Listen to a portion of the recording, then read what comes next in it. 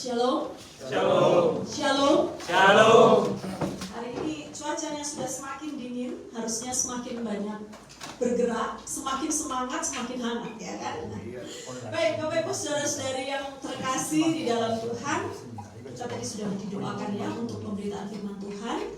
Jadi sekarang mari kita membuka Alkitab kita. Kita membaca dari kitab Keluaran pasal 24 ayat 1 sampai ayat yang ke-11.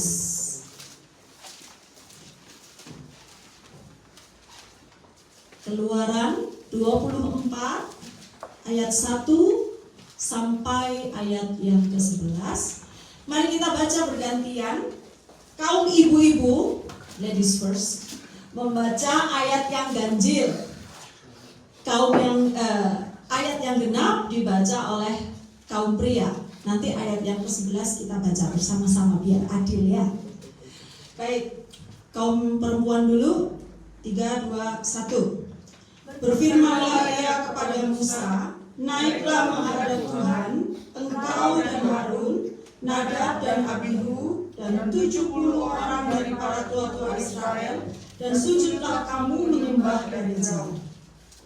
Hanya Musa sendirilah yang mendekat kepada Tuhan, tetapi mereka itu tidak boleh mendekat, dan bangsa itu tidak boleh naik bersama-sama dengan dia. Lalu datanglah Musa dan memberitahukan kepada bangsa itu segala firman Tuhan dan segala peraturan itu. Maka seluruh bangsa itu menjawab serentak, segala firman yang telah diucapkan Tuhan itu akan kami lakukan. Lalu Musa menuliskan segala firman Tuhan itu. Keesokan harinya pagi-pagi didirikannya mesbah di kaki gunung itu dengan 12 suku sesuai dengan kedua suku Israel. Kemudian disuruhnyalah orang-orang muda dari bangsa Israel, maka mereka mempersembahkan korban bakaran dan menyembelih lembu-lembu jantan sebagai korban keselamatan kepada Tuhan. Sesudah itu Musa mengambil sebagian dari darah itu, lalu ditaruhnya ke dalam pasu. Sebagian lagi dari darah itu disiramkan pada Mesbah. Diambilnyalah kitab perjanjian itu, lalu dibacakannya dengan didengar oleh bangsa itu, dan mereka berkata, segala firman Tuhan akan kami lakukan dan akan kami dengarkan. Kemudian Musa mengambil darah itu dan menyiramkannya pada bangsa itu serta berkata, inilah darah perjanjian yang diadakan Tuhan dengan kamu berdasarkan segala firman ini. Dan naiklah Musa dengan Harun, Nadab dan Abihu, dan 70 orang dari para tua-tua Israel.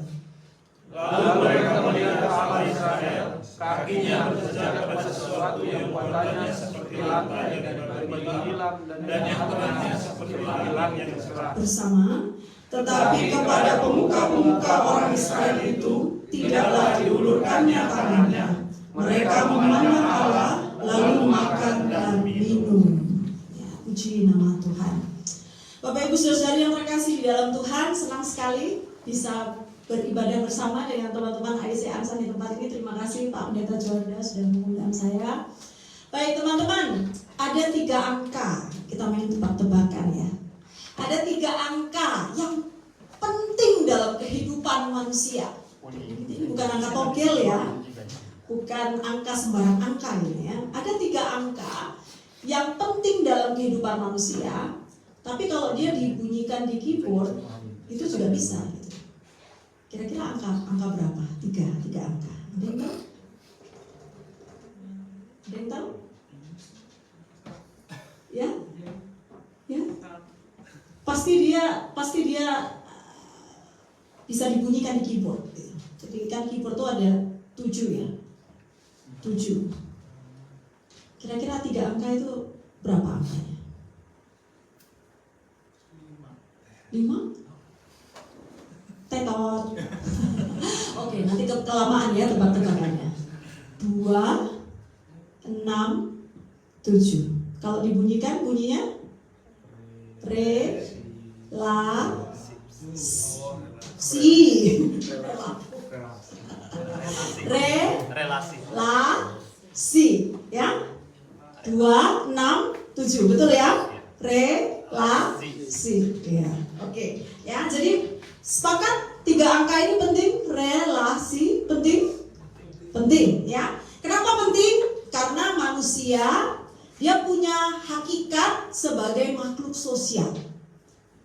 Karena dia makhluk sosial, ya oke, kita makhluk individu, tapi kita juga makhluk sosial. Dan sebagai makhluk sosial, kita pasti butuh yang namanya relasi. Se-introvertnya seseorang, sesuka-sukanya dia sendiri, dia tetap butuh orang lain. Minimal untuk hadir ke dunia ini. Kalau tidak ada mamanya, apakah dia bisa hadir ke dunia ini? Tidak bisa. Apakah begitu dia lahir ke dunia, dia langsung bisa memberi makan untuk dirinya sendiri? Tidak bisa. Dia butuh orang lain. Dia butuh berelasi dengan orang lain supaya dia bisa tetap hidup. Ya, makanya manusia harus juga membutuhkan orang lain untuk bisa tetap survive, bisa beregenerasi, bisa berkembang biak, begitu ya, bisa melahirkan keturunan-keturunan sehingga komunitas kita tidak akan punah. Nah, manusia perlu berelasi. Setuju? Setuju. Bagaimana dengan Tuhan? Kira-kira Tuhan itu perlu nggak berelasi? Kalau kita memperhatikan ya, kita menyebut Tuhan itu yang Maha Esa. Satu. Makanya monoteis. Satu. Ya. Apakah keesaan Tuhan membuat Tuhan bisa tidak berelasi? Bisa. Tetapi bacaan kita hari ini akan menunjukkan atau berbicara tentang ada hal yang istimewa dari Tuhan. Tuhan itu sebenarnya tanpa relasi dia bisa hidup. Tuhan tetap eksis tanpa relasi. Tetapi bacaan kita hari ini akan menunjukkan kepada kita bahwa ternyata Tuhan itu juga senang berelasi, gitu ya. Nah, Keluaran 24 ayat 1 sampai 11 ini banyak berbicara tentang perjanjian darah. Disebut perjanjian darah, kenapa disebut perjanjian darah? Karena darah itu adalah lambang kehidupan. Ya, darah itu lambang kehidupan. Dan ketika berbicara tentang darah sebagai lambang kehidupan, maka ini menunjukkan bahwa Tuhan ingin menyediakan keselamatan kepada umatnya. Keselamatan ini sebenarnya nggak ada untung ruginya buat Tuhan. Tuhan itu tadi saya bilang Maha Esa. Tanpa kita, tanpa manusia, Tuhan tetap ada. Tetapi karena cintanya, karena kasihnya, sehingga Tuhan tidak mau membiarkan manusia ini punah, manusia ini binasa. Sehingga perjanjian darah menuju kepada keselamatan. Dan ini bukan hanya tentang keselamatan satu orang, misalnya tentang Abraham saja atau Musa saja, begitu ya. Tetapi ini tentang satu bangsa. Dan ini dijamin oleh Tuhan. Nah, di dalam perjanjian darah itu kita bisa menemukan bahwa ternyata Tuhan itu ada inisiatif untuk membuka diri supaya dia bisa dikenal, gitu ya, supaya dia bisa dikenal oleh umatnya dan berelasi dengan umatnya.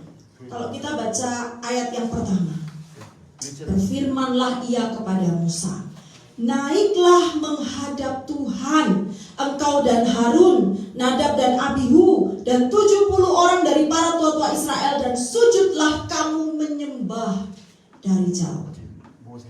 Tuhan memanggil Musa untuk menghadap. Itu artinya apa? Tuhan membuka diri. Di dalam dunia perjanjian lama, kita tahu bahwa Tuhan dan umatnya ini terpisah. Tuhan itu berdiam di gunungnya yang suci, yang tinggi. Ya. Sementara umatnya ada di bawah. Kenapa bisa terpisah? Karena Tuhan ini maha kudus. Saking kudusnya, saking sucinya, sehingga orang yang berdosa tidak bisa menghampiri dia. Nah, tetapi ketika Tuhan mengatakan kepada Musa, naiklah, itu berarti ada inisiatif dari Tuhan untuk mengundang manusia yang berdosa untuk kemudian berhadapan dengan dia, berelasi dengan dia. Tuhan yang maha kudus membuka dirinya untuk menyapa manusia yang berdosa. Jadi Tuhan yang berinisiatif, Tuhan yang mengizinkan dirinya supaya dikenal lebih dekat, supaya tidak hanya melihat Tuhan itu atau memandang Tuhan itu hanya dalam imajinasi abstrak, tetapi lebih dekat dan lebih kenal. Nah, meski sekali lagi tidak mudah, ya, karena tadi ada gap. Manusia itu berdosa, Tuhan itu suci, itu kan tidak mudah untuk bisa bertemu. Kalau bertemu apa yang terjadi? Alkitab katakan manusia bisa mati. Ya, sehingga akhirnya Tuhan harus berpikir lagi, gimana caranya supaya umatku yang berdosa ini bisa bertemu dengan aku, tetapi mereka tidak mati. Sehingga kemudian Tuhan menugaskan bikin korban keselamatan. Makanya kalau baca di ayat yang kelima, ya, ada korban keselamatan. Itu sebagai syarat supaya mereka diampuni dosanya, disucikan dosanya, sehingga menjadi kudus, sehingga kemudian bisa berjumpa dengan Tuhan. Jadi Tuhan, bayangkan, Tuhan yang maha esa, Tuhan yang maha kudus, Tuhan yang maha suci, begitu mencari cara untuk berelasi dengan manusia, sementara sebenarnya dia nggak butuh itu. Sementara Tuhan itu sebenarnya nggak butuh. Tanpa relasi dengan manusia pun it's okay buat Tuhan. Tetapi ternyata cintanya lebih besar, ya, sehingga dia memikirkan berbagai cara supaya bisa menyapa umatnya. Dan ini juga bisa kita lihat di dalam teori penciptaan, ya. Tuhan menciptakan kita manusia, itu juga segambar dan serupa dengannya. Itu juga adalah bukti bahwa memang Tuhan itu mau berelasi dengan kita. Bahkan relasi itu juga adalah naturnya Tuhan. Itu adalah sifat Allah. Allah suka berelasi. Gitu. Jadi ini sudah membuktikan kuat bahwa Allah suka berelasi. Nah, sehingga apa sekarang tugas kita? Apa tugas kita? Ketika Tuhan yang sangat kudus tadi rela menyapa umatnya, apa tugas kita? Harus menjawab panggilan itu. Ya. Jadi beribadah kepada Tuhan, menghampiri Tuhan, menjawab panggilan Tuhan, itu adalah bagian dari tugas kita. Itu adalah tujuan hidup kita. Harusnya kita ini yang lebih rindu, gitu. Rindu datang. Karena kita manusia ini memang butuh berelasi. Jadi kita harusnya ada kerinduan untuk berelasi dengan Tuhan. Nah, Tuhan sudah mengupayakan segala cara, bahkan membuka dirinya untuk dikenali oleh umatnya. Dan di dalam relasi itu dia menyediakan keselamatan. Bukankah ini sesuatu yang harus dijawab? Kita harus datang dan berelasi. Baru-baru ini ada saya kan sekarang banyak beribadah di IC Pyeongtaek, ya.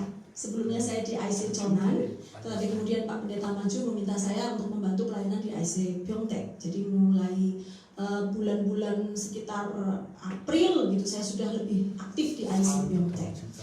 Jadi baru beberapa saat yang lalu kami tuh di IC Pyeongtaek, halnya ini agak berisik gitu. Jadi menarik perhatian polisi.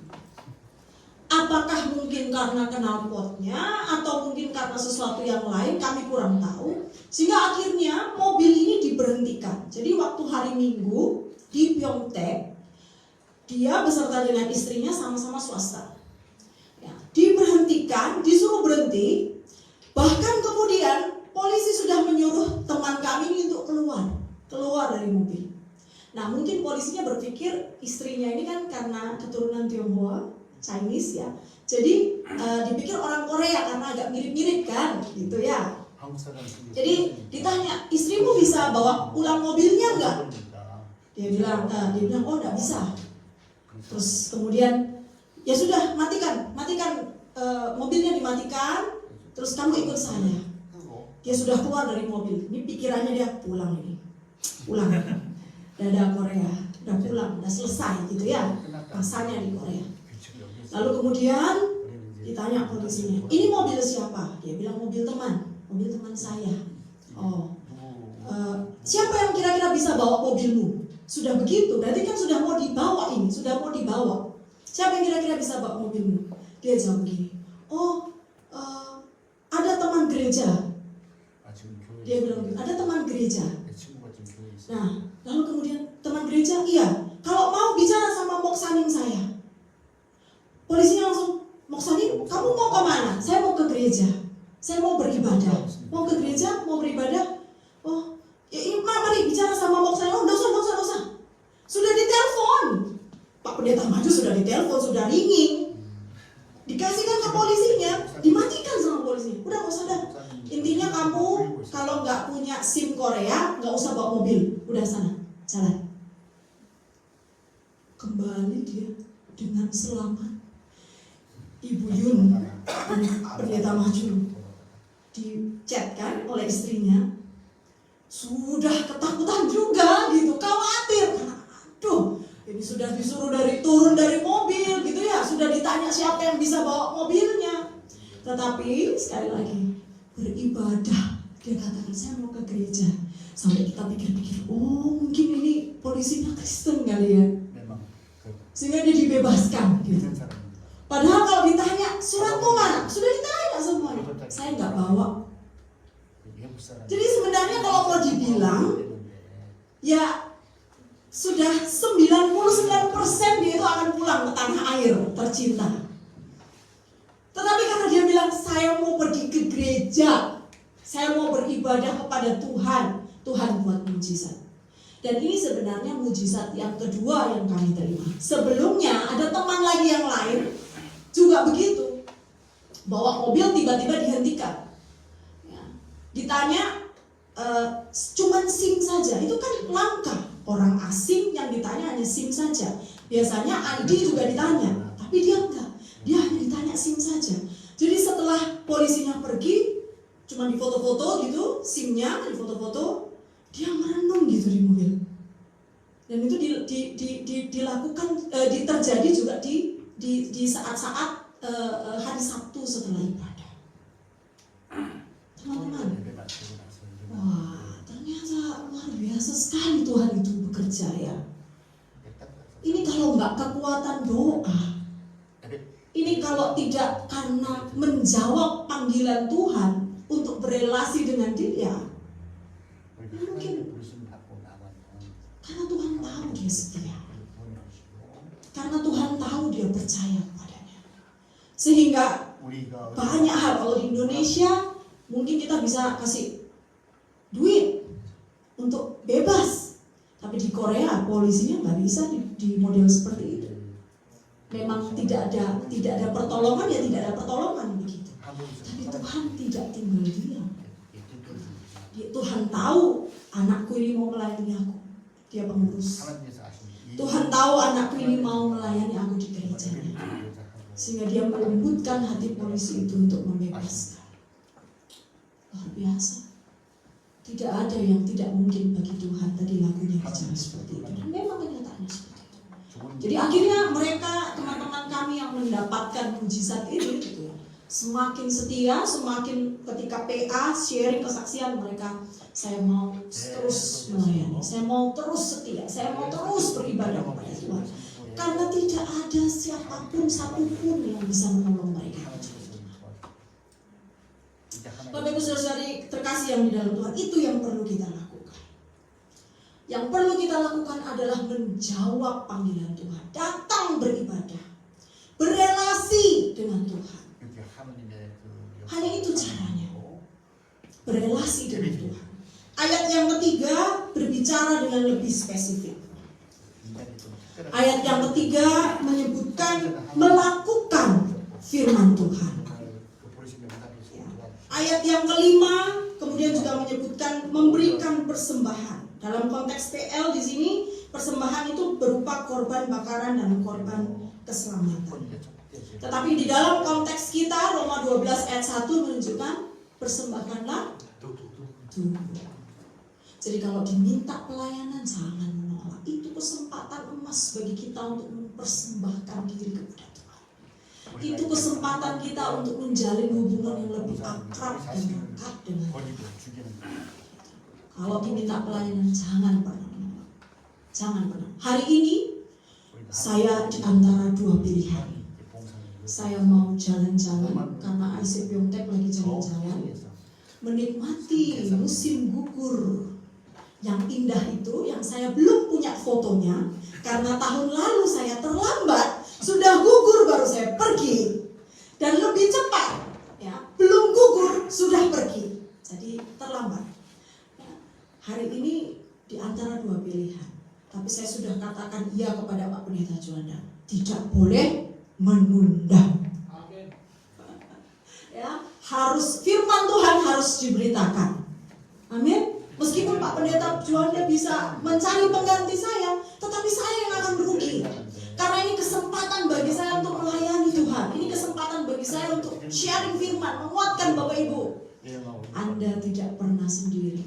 Tuhan mau mengundang Anda untuk berelasi dengannya. Itu hal yang pertama yang bisa kita pelajari. Hal yang kedua yang bisa kita pelajari adalah bahwa di dalam perjumpaan atau relasi yang dibangun antara yang Maha Kudus dan yang tidak kudus, sebenarnya ini membawa resiko bagi Tuhan. Tuhan itu menanggung resiko ketika Tuhan mau berelasi dengan manusia yang tidak kudus. Apa resikonya? Resikonya adalah Tuhan akan menjadi lebih sering terluka. Itu resikonya. Tuhan akan lebih sering sakit, terluka. Karena Dia yang kudus, yang terbiasa dalam kekudusan, kemudian harus melihat umatnya hidup tidak kudus, apa yang terjadi? Terluka. Sakit, men. Sakit. Itu resiko yang harus ditanggung Tuhan. Tetapi tetap Tuhan mau berelasi dengan umatnya. Makanya korban, coba lihat, korban keselamatan itu kan harus terus menerus ya diberikan. Sebelum berjumpa dengan Tuhan harus membakar korban lagi gitu. Tapi ya nggak apa-apa gitu. Setidaknya tetap ada relasi yang bisa terjamin. Nah, Bapak Ibu Saudari, contoh sederhana saja bahwa relasi itu mengandung risiko. Saya yakin ada yang suami istri di sini, angkat tangan. Suami istri, oke. Yang pacaran? Nggak punya pacar? Belum, kita doakan. Ya. Ya. Atau pernah punya pacar? Pasti pernah punya pacar dong. Pernah ya? Pernah lah. Ya kan? Nah, dengan pasangan kita saja, pernah nggak terluka? Sering banyak. Pasti pernah terluka. Yang namanya berelasi itu pasti pernah terluka. Karena apa? Karena kita kan tidak sama. Tidak ada orang yang sama di dunia ini. Yang ada hanya orang yang berusaha mencocokkan diri satu sama lain. Ya kan? Sehingga pasti pernah terluka. Di dalam relasi gereja ini, semoga tidak. Tapi ya itu manusiawi. Bisa juga saling terluka. Ketika misalnya yang satu ingin begini, yang lain ingin yang lain, sedangkan gerejanya sama, gerejanya satu, bisa saja kita terluka. Tetapi sekali lagi, toh kita juga tetap duduk bersama di gereja ini. Jadi yang namanya relasi itu pasti punya resiko, dan resikonya itu adalah terluka. Tuhan tahu persis, kalau manusia saja tahu persis bahwa relasi itu mengandung resiko, apalagi Tuhan. Tuhan tahu persis bahwa ketika Tuhan meninggalkan gunungnya yang kudus, berusaha untuk menyapa umatnya, atau ketika Tuhan mengundang umatnya untuk naik ke gunungnya yang kudus, Tuhan itu akan melihat semua. Tuhan selalu tahu bahwa sebenarnya itu adalah sesuatu yang akan menyakiti hatinya, karena umatnya itu terus menerus berdosa. Tetapi luar biasanya Tuhan yang Maha Kudus rela terluka di dalam relasi itu, demi memberi kesempatan kepada kita, umatnya, untuk mengenal Dia lebih lagi, demi memberi kesempatan kepada umatnya untuk menerima keselamatan, supaya umatnya tahu seberapa besar dalam lebar cintanya. Yang bagi saya betapa kurang ajarnya kita ketika kita tidak, Tuhan sudah berkorban sedemikian rupa dan kita tidak mau menyambutnya, kita tidak mau beribadah kepadanya, kita tidak menjawab panggilannya, kita tidak mau menyapa Dia dalam saat-saat teduh kita, menyediakan waktu yang mungkin hanya 15-30 menit untuk berdoa, membaca firman, untuk melangkahkan kaki beberapa jam saja datang ke gereja beribadah. Karena Tuhan sudah sebegitu merendahkan dirinya. Jadi ketika Kristus, kita melihat Kristus mati di kayu salib, pengorbanan yang besar. Tetapi di dalam perjanjian lama juga kita melihat Allah juga sudah berkorban dengan sangat besar. Di dalam kekudusannya rela terluka, asal tetap bisa berelasi dengan manusia. Bapak Ibu Saudara-saudari yang terkasih di dalam Tuhan, apakah sekarang kita akan tetap keras hati? Apakah kita sekarang akan menyepelekan panggilan ibadah kita untuk mempersembahkan tubuh kita, diri kita? Apakah kita akan mengabaikan itu? Apakah kita akan terus membiarkan Tuhan terluka juga di dalam relasinya? Ya, sementara Tuhan itu sudah memberkati, Tuhan sudah melindungi, Tuhan sudah membuka dirinya bagi Anda, Tuhan sudah menyertai Anda. Apakah sekarang kita masih mau mengeraskan hati kita untuk nanti dulu deh Tuhan, orang lain bisa Tuhan, tahun depan deh Tuhan? Padahal Tuhan sudah sebegitu memberkati kita. Jadi jangan lagi kita mengeraskan hati. Apa yang Tuhan mau di dalam relasi itu adalah di ayat yang ke-7, diulangi lagi di ayat yang ke-8. Setia pada firman-Nya, beribadah kepadanya. Itu yang Tuhan mau. Baca ini. Sini ada hidup. Datang bersekutu, memuji menyembah Dia.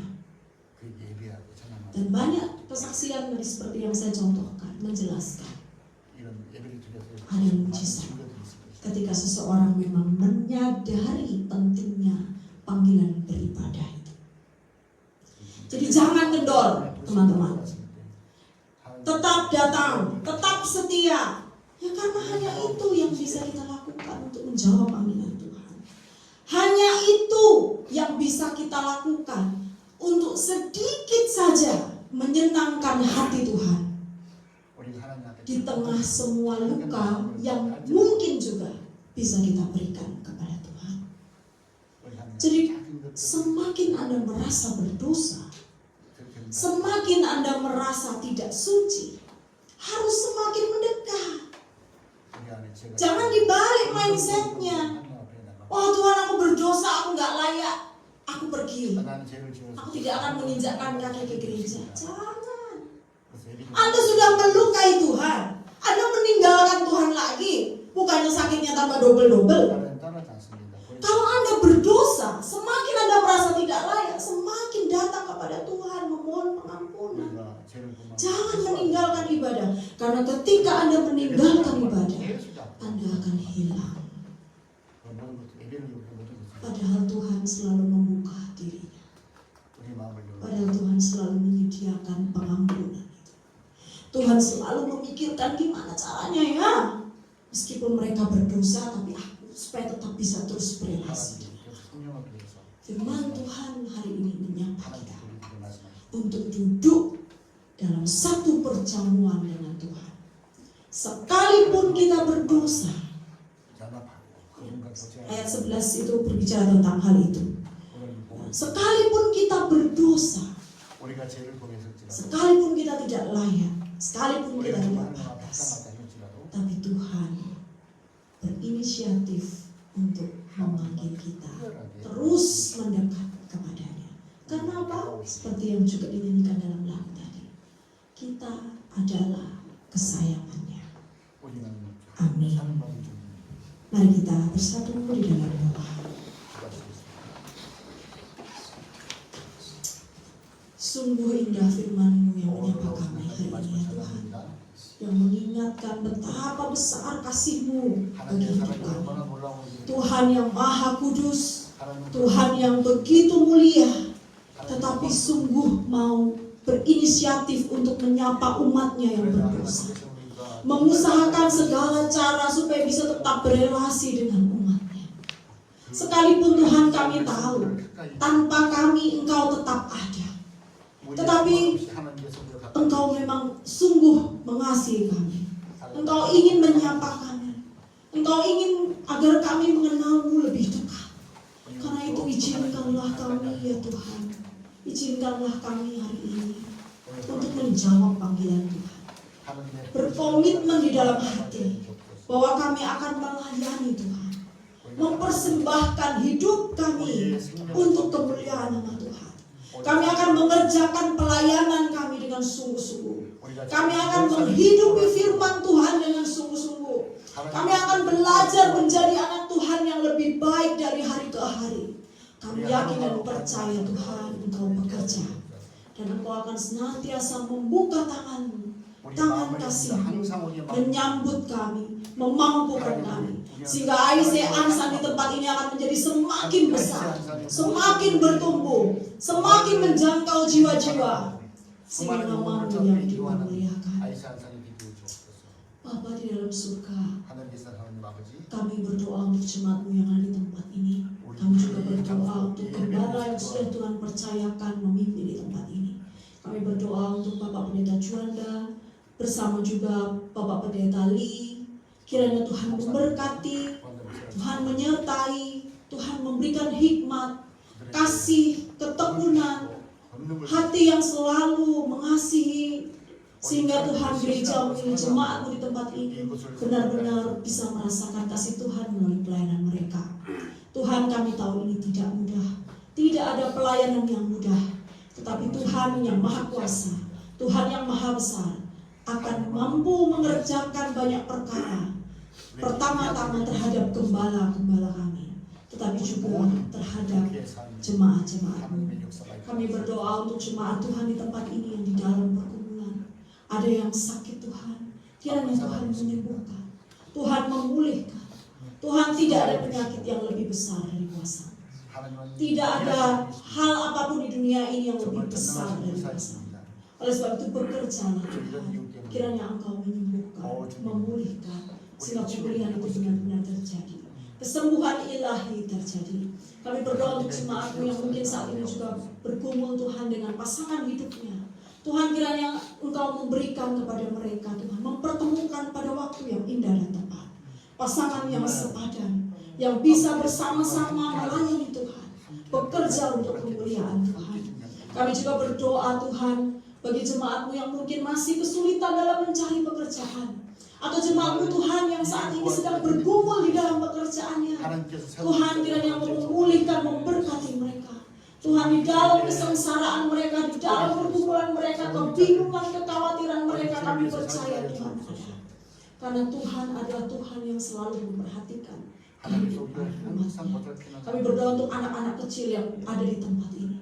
Kiranya Tuhan menjamah, memberkati. Tuhan memberkati masa tumbuh kembangnya. Sehingga dia boleh semakin hari semakin hebat.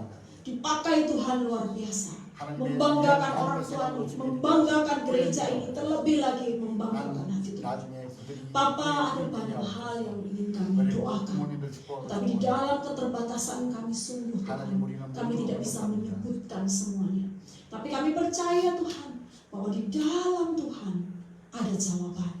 Sekalipun tidak terkatakan oleh mulut kami, tetapi hati ini Tuhan tahu. Hati ini Tuhan yang ciptakan. Karena itu kami tahu Tuhan akan menyediakan apapun yang kami butuhkan sesuai dengan kehendak-Nya. Ini doa kami Tuhan. Dalam nama Tuhan Yesus kami berdoa. Amin.